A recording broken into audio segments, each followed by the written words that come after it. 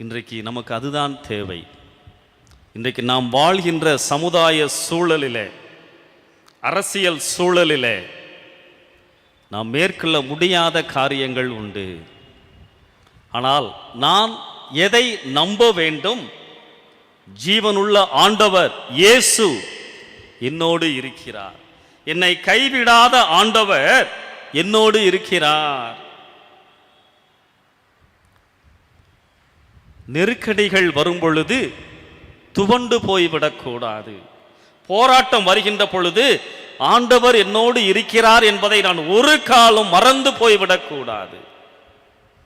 Elisha 2 ராஜாக்கள் 6ஆம் அதிகாரம் 14 முதல் 19 வசனங்களிலே நாம் ஒரு சம்பவத்தை பார்க்கிறோம். எலிசாவை பிடிப்பதற்கு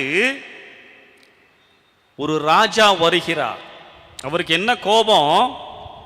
நம்ம என்ன செஞ்சாலும் இந்த எலிசாவுக்கு தெரிந்து விடுகிறதே, அந்த எலிசாவை பிடித்து கொண்டு வாருங்கள்.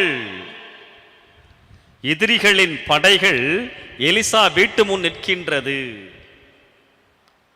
எலிசாவின் வேலைக்காரன் வெளியே வந்து பார்த்து பயந்து போய், ஐயா, வெளியே ஒரு கூட்டமே வந்திருக்கு உங்களை பிடித்து கொண்டு போவதற்கு, நிறைய போர் வீரர்கள், படைகள்.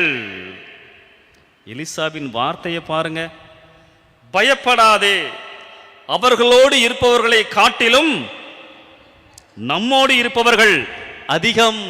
அல்லேலூயா.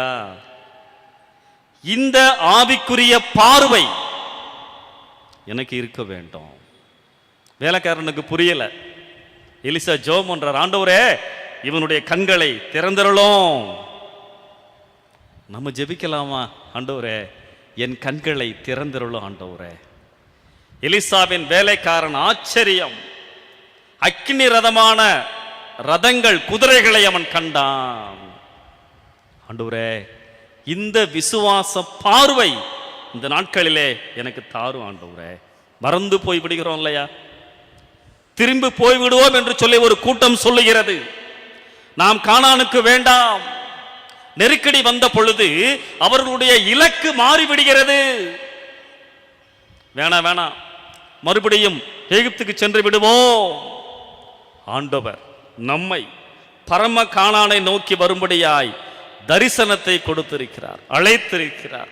ஆண்டவரே என் வாழ்க்கையில் எவ்வளவு போராட்டங்கள் வந்தாலும் சாமி நீர் என்னோடு இருக்கிறீர் என்பதை நான் மறக்க மாட்டேன்.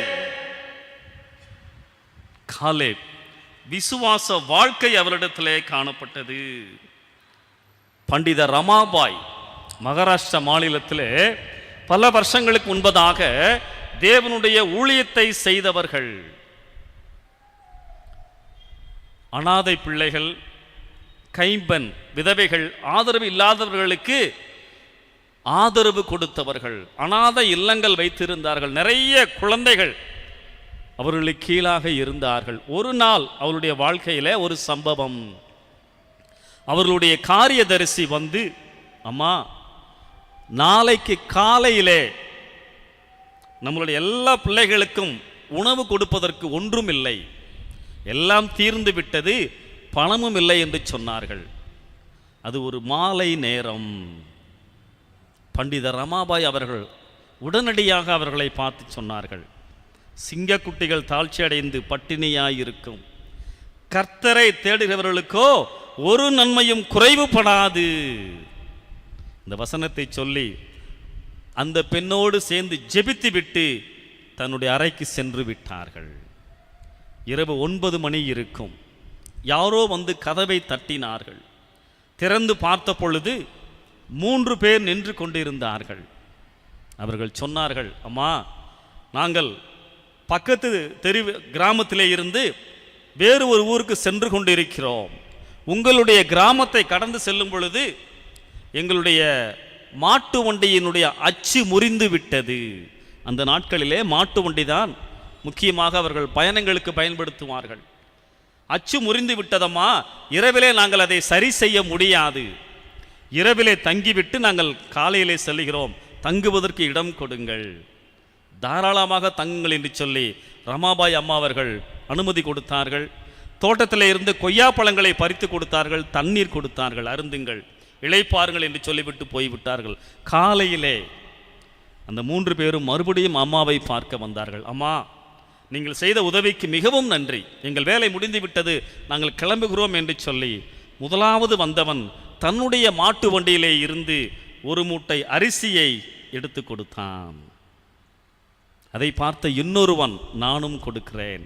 3வது மனிதனும் தன்னுடைய வண்டியிலே இருந்து அரிசி மூட்டையை கொடுத்தான். ஒரே இரவிலே 3 மூட்டை அரிசியை ஆண்டவர் கொண்டு வந்தார். அல்லேலூயா.